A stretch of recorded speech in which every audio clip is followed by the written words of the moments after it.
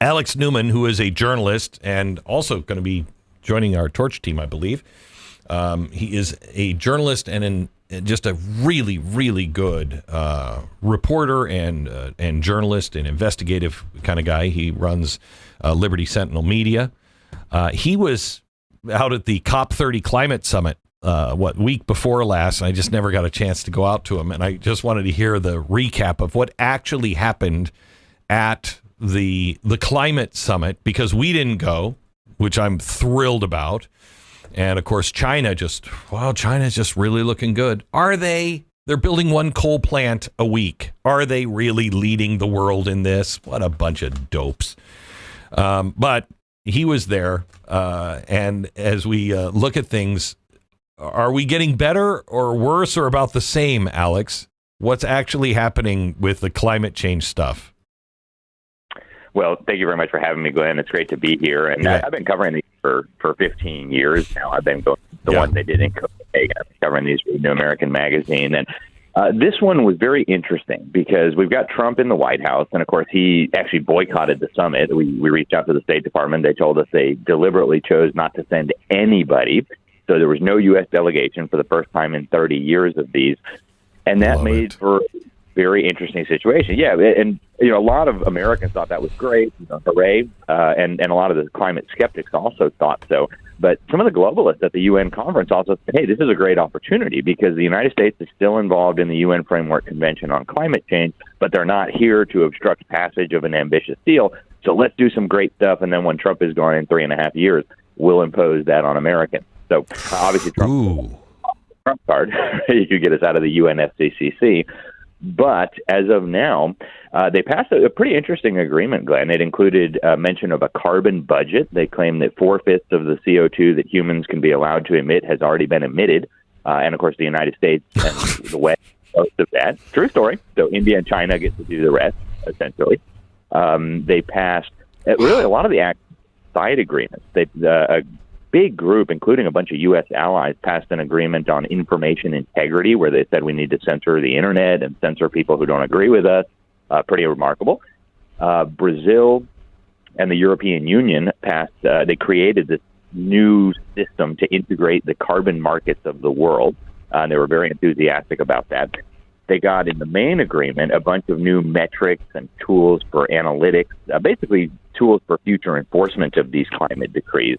So a lot happened. And really, I think the strategy for these people, Glenn, is, hey, we've got Trump for 3.5 more years. Let's just keep our heads down. We know that he doesn't believe us. We know the American people don't believe us. So let's just not talk about it too loudly. We'll keep building this climate regime, as they call it, brick by brick, cop by cop. And once Trump is gone, we'll hit the pedal to the metal again. Wow. So was this a mistake by not showing up? I don't know. I know some of the people down at the UN summit thought this was a good opportunity for them. But, Trump's not done. I've spoken with people at EPA. I've spoken with people at the State Department who have said that they are seriously considering the possibility of withdrawing from the UN Framework Convention on Climate Change, which is the 1992 treaty that created the whole process. Yeah, it seems like a no-brainer because Trump has taken really decisive action on this. In fact, before he went into the White House, he said one of the top priorities for the MAGA movement and the United States needs to be to decisively crush this climate hysteria hoax. So he's really serious about it. And if you look at the executive orders he's done, he has taken a chainsaw to this in terms of the funding, in terms of the subsequent agreements. He also has reversed what they call the endangerment finding during Obama's administration. They claimed carbon dioxide, the gas we exhale, is pollution that needs to be regulated under the Clean Air Act. So he's in the process of reversing that. So he seems very serious about stopping this madness, and I don't think he's done yet. So how far did they get towards their goal of eliminating oil and gas? Well, this is a funny story. I was on the Arabian Peninsula a couple of years ago, and they managed to get that into the final agreement, which was a huge victory for the most radical elements here. The Rockefeller Front groups like Oil Change International. This was like their crowning achievement, and they couldn't get that reiterated in this year's agreement, I think partly because Trump was pressuring some of the Arab governments not to go along with it. But they're still very serious about getting rid of fossil fuels. But here's the thing, Glenn, and I pointed this out in my cover story after coming back from Dubai, the COP28. When they talk about phasing out fossil fuels, everybody there knows that the communist Chinese and India and the Arab government, they're not going to phase out fossil fuels. Give me a break. They all understand that this is a tool for dismantling the economies of the West, shipping our productive capacity to China. And literally, they got caught. The communist Chinese and the Arab governments got caught at that climate summit in Dubai making oil deals at the summit. And this came out in the mainstream media, in the pro-climate alarm. So it's for the suckers in the West to keep dismantling our economies and shifting our productive capacity to China. Well, also for the New York Times, I heard this glowing report from the New York Times podcast a couple of weeks ago, and they were like, China was a superstar. Everybody was going to China going, look at how China's leading the world. China's not leading the world. China is doing everything that you're trying to ban. They're doing all of it, and then they're selling you their crap to get you to follow the climate, controls. They're not following any of them. That's one of the biggest stories and the biggest takeaways for me from this whole thing, Glenn. First of all, it proves that at the very top, these people know the climate thing with the CO2 being pollution is a total fraud. And this dawned on me in Paris. I was there in 2015. Barack Obama promised to slash American CO2 emissions by like 30% in 10 years. The Communist Chinese said they were going to keep increasing theirs for 15 years. If you really believe CO2 is a problem, that's the worst possible thing you could do, because every unit of production in China emits way more CO2. So this is a fraud. The people at the highest levels know it. China emits almost 300% more CO2 than America, and it's rising like a rocket ship. But you would never know it at these climate summits. Everybody treats communist China like they're the world leaders. Some of them will lie and say communist China is doing a great job. It's truly incredible. Now, I don't begrudge them their CO2 emissions. CO2, as Will Haffer, Trump's climate advisor from the first term, told me, we need more CO2. We should encourage people to make more CO2. It's the gas of life. But to pretend like communist China is saving the world by building a new coal-fired power plant every year and increasing their CO2 emissions while selling us garbage solar panels and windmills that don't work is to utterly ignore all of the evidence, the whole reality. Yeah. So tell me the controversy over the Dragon-Jaguar Guardian spirit thing. How I mean, is this just a symbol of something, or is this like a golden calf kind of thing?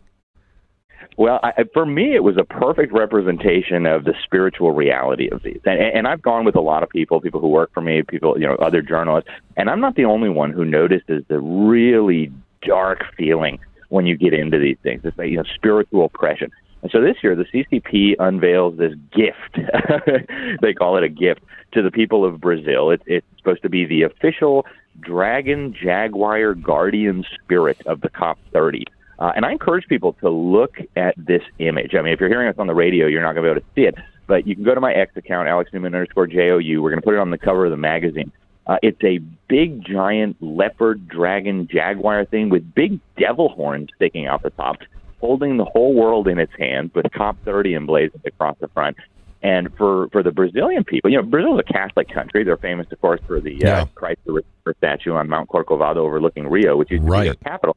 Brazilian Christians said, hey, Brazil belongs to Jesus Christ, not to your demon, guardian, dragon, devil, spirit, whatever. Get that thing out of our country. So Brazilian Christians were really upset about this. But, this was the official guardian spirit. And for me, it was just a perfect representation of everything that is really going on in the spiritual realm with this whole process. Oh, my gosh. I'm just looking at it. It is absolutely demonic. Yeah. Holy cow. Why would you want that? I mean, we have the golden calf, yes, on Wall Street. Really kind of a bad thing. This is just so clearly not good. Oh, my gosh. It's a good representation of what's going on. One of the articles I'm writing now is about how they're bringing the religions of the world together to redefine morality in terms of climate and Mother Earth. And we're also watching the repaganization of the West. And that was really on display at this COP. They brought in all kinds of pagan and pantheist and animistic religious groups to pray over Mother Earth. And these were official events, And I've been watching this for years. In Egypt, I was there a couple of years ago for the COP27. They unveiled the new and improved 10 Commandments, where they said we must serve this life-giving, interdependent Earth. There's a very serious religious and spiritual component to this that none of the journalists are seeing. And I think it's because they're all approaching They it never through, do. you know, materialistic worldview. But it's really important. Yeah. Did you see that Zillow has just removed the climate risk things from their listings? I think it's because they probably got sued because people's houses were dropping in value because they said, oh, that's a climate risk, that house. They just took it off. Yeah, but they did that in Miami, too. You had some of the municipalities down there saying, oh, our houses are going to be underwater. People said, wait a minute. First of all, that's fake. Second of all, you're destroying our property values, which is going to destroy your tax revenue. What are you people doing? But the reality is, when the polling shows Americans don't believe this stuff, the polling shows less than 1 in 3 Americans is interested in paying even like $10 on their monthly energy bill to stop climate change. So they know from their perspective, the best policy is just to stay quiet, don't say anything, let this thing materialize. And then as they themselves said at this COP and the one before it and the one before that, we're going to get the children. We're going to bring this in through the school. We're going to teach them not just to so evil. To take action. It is. They're trying to capture the hearts and minds of our young ones. And that's really the heart of their strategy because they know the bitter clingers, the older Americans, are not going to go for this stuff. You follow Alex Newman, Alex Newman _JOU on Twitter. His website is libertysentinel.org. Alex Newman, always good to talk to you, Alex. Thank you for the update. I will tell you that one of the things that, he was just saying, they're hurting the property values and everything else, and the average person knows it's bullcrap. No, here's how you know this is bullcrap. The banks are still writing loans for commercial properties and homes on the coastlines. It would be fiscally irresponsible to do that. They could not do that if they were actually believing that global warming was real. They would have to say, we cannot underwrite any more homes on the coastlines. They're not doing that, are they? Why? Because they know it's fake. Take that one literally to the bank. All right, back in just a second. Let me tell you.